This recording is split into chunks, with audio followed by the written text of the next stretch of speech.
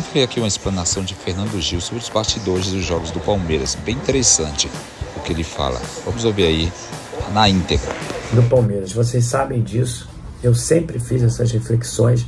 E depois do jogo de ontem, eu confesso a vocês que ali, fazendo aquele react, me causou espécie, me causou preocupação aquilo que eu vi da arbitragem, aquilo que não foi marcado, aquilo que foi marcado, e principalmente, meus amigos, pondo em xeque o que os árbitros realizam nos jogos contra o Palmeiras, principalmente em função do que o John Textor fez. Só que o John Textor, ele quis se remeter a um terreno que eu jamais vou habitar, que eu jamais vou estar, que é, como eu falei, o do dolo, da improbidade. Eu não acho que a Leila, que o Palmeiras pague a arbitragem para ser favorável a ela. Eu não acho que o Palmeiras deliberadamente faça qualquer ação improba para ser beneficiado nos jogos. Eu tenho certeza absoluta que jamais vão provar isso. Mas quando você pega esse site de inteligência artificial, qual o John Textor faz uso, realmente tem muitas evidências que, para pessoas que não sejam responsáveis, realmente possam concluir e até disseminar que exista esse dolo. Como eu falei, não é o meu caso, mas são pistas que, na verdade, são apresentadas por esse site que mostram claramente que o Palmeiras, por si só, não deliberadamente, é um time realmente prejudicado, é um time beneficiado aqui no futebol brasileiro. Ontem, por exemplo, no jogo que nós fizemos às 4 horas da tarde, no jogo de ontem, Flamengo e Palmeiras, eu quero aqui dizer a vocês, houve coisas assim que me chamaram muita atenção. A primeira delas é o Endrick. O Endrick é um jogador intocável. Ninguém pode encostar um dedo no Endrick que ele já cai, e a partir daí surgem reprimendas por parte dos árbitros, surgem também cartões amarelos, às vezes até vermelhos. É impressionante como esse jogador é tratado como um bibelô, quando na verdade de bibelô ele não tem nada. É um jogador que eu torço muito, obviamente, depois que saia do Palmeiras, que brilhe, porque ele vai lá pro Real Madrid, vai ganhar ascensão e vai jogar na seleção brasileira, na minha seleção brasileira, porque você sabe que eu sou fanático torcedor da seleção brasileira. E nesses últimos 2 jogos que ele fez pela seleção, eu vibrei muito com ele. Eu torci muito por ele. E eu vou torcer muito pelo Endrick. Então eu não tenho nada pessoal contra o garoto. Existe hoje, claro, uma rivalidade. Eu não quero que ele jogue bem, porque ele ainda está no Palmeiras, vai embora, ainda bem, porque para mim é grande jogador. Mas é impressionante como o companheiro é tratado como bibelô. E de bibelô ele não tem nada, porque não tem uma jogada ali que ele não machuque um atleta. É cotovelada, é entrada maldosa, é pernada. E o cara ontem simplesmente sai do campo. Olá, você está no Amazon Quase Novo. Eu sei. Ganha um cartão amarelo, parece que é proibido dar cartão amarelo e vermelho para o Endrick. Isso já aconteceu várias vezes. O Endrick é um jogador protegido pela arbitragem. A Leila tem culpa disso? Não. Improba? Não. O Palmeiras tem culpa disso? De maneira improba, como sugere o John Textor?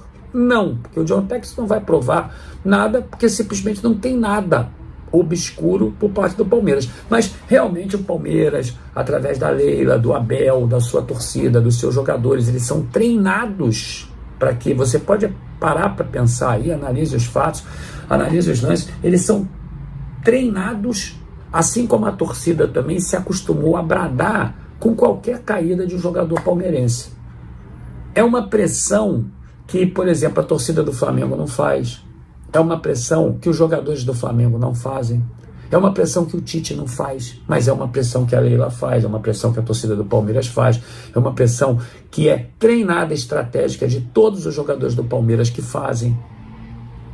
É uma pressão cujo treinador é o Abel Ferreira, que eu já falei para vocês, é um ator que está ali dentro do campo, porque ele pressiona bastante. E o Tite, meus amigos, ontem, por exemplo, quando se irritou uma única vez, já recebeu logo o amarelo.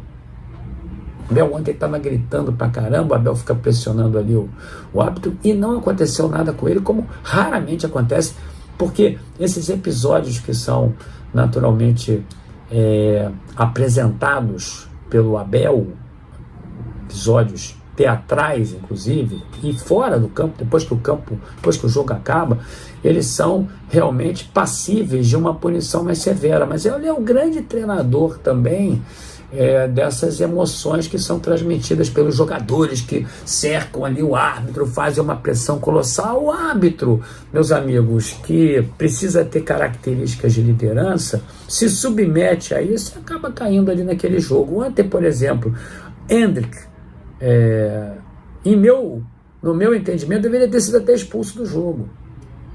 Aquele lance ali, você quer se recordar, para você refletir comigo, aquele lance do Everton, que saiu com a bola e já foi em cima do Bruno Henrique, deu um tranco no Bruno Henrique, você vê que o Bruno Henrique não cai, como jogador do Atlético de Goiânia caiu, quando o Léo Pereira deu um tranco nele. A mesma jogada que até um critério. Naquele dia eu falei assim, olha, indubitavelmente foi pênalti, mas se você for perguntar para um torcedor do Palmeiras, ele vai falar que não foi. Se você perguntar, mostrar os dois lances, o torcedor do Palmeiras, treinado para isso também, ele vai dizer o seguinte, olha, peraí, o do Léo Pereira foi e o do Everton não foi. Aí você vai dizer assim, mas qual é a diferença dos dois lances? O cara vai falar assim, nenhuma, mas eu não quero que marque para o Palmeiras, mas quero que marque para o Flamengo. É uma coisa assim, sabe, que às vezes até beira a desonestidade intelectual. Porque eu não estou sendo desonesto aqui, eu estou apenas dizendo, no meu entendimento, foi pênalti no Léo Pereira. Ele fez pênalti ali, o jogador do Atlético de Goiânia, mas o Everton também fez. E não iam marcar um pênalti como esse nunca. O VAR não chamou para rever a decisão do juiz dentro de campo e assinalou e confirmou a marcação de pênalti, mas o VAR ontem, de posse também, obviamente, desse lance, porque ele gerou muita polêmica no jogo contra o Atlético de Goiânia, não chamou ali o árbitro para poder rever o que aconteceu. E naquele lance, inclusive, foi o Everton que provocou, o tranco mais forte foi dele, não tinha necessidade disso, e os dois tomaram cartão amarelo.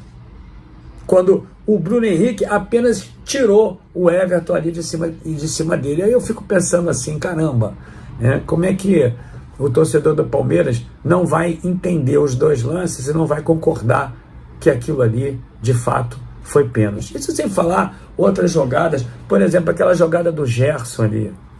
Muita gente acha que foi pênalti, outros acham que não. O juiz não foi lá rever, porque o VAR não chamou. Como é que ele vai ter certeza absoluta de que aquilo ali, meus amigos, não é pênalti? Se, na verdade, o lance é tão polêmico. O árbitro não estava nem perto, ele estava um pouco mais afastado, quem viu foi o Bandeira. Se fosse com o Palmeiras, ele não iria rever? Iria rever. Eu quero aqui te dizer o seguinte, às vezes eu acho que o John Textor tem razão de entender através desse site que a arbitragem para o Palmeiras, em função de toda a pressão que o Palmeiras faz, realmente é verdade. Eu acho que ele tem razão. Só que ele é irresponsável, porque ele quer ali fazer o tema trilhar pelo caminho da corrupção, da improbidade. Eu já acho que não é isso. Eu acho que é a pressão mesmo, que faz parte do futebol. Não tem jeito. É uma pressão. Cada erro contra o Palmeiras vira uma catarse. Cada erro que um árbitro comete contra um clube que está enfrentando o Palmeiras também vira uma catarse. Sabe por quê? Porque o outro time vai reclamar e aí uma força-tarefa se aglutina ali para poder defender a tese de que o outro time não foi prejudicado.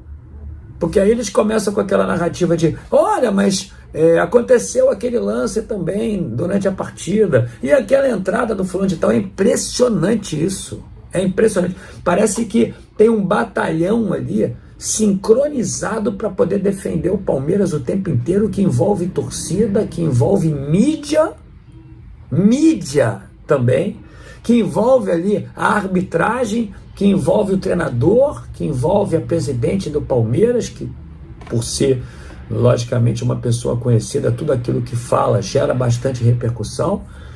É impressionante o que acontece.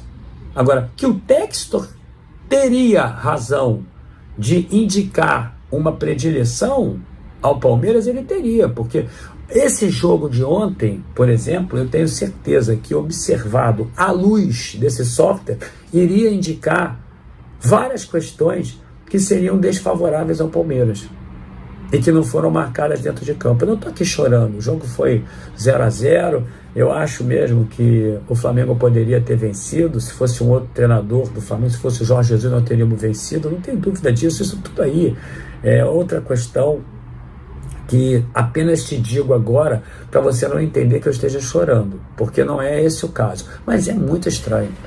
O Endrick não ganhou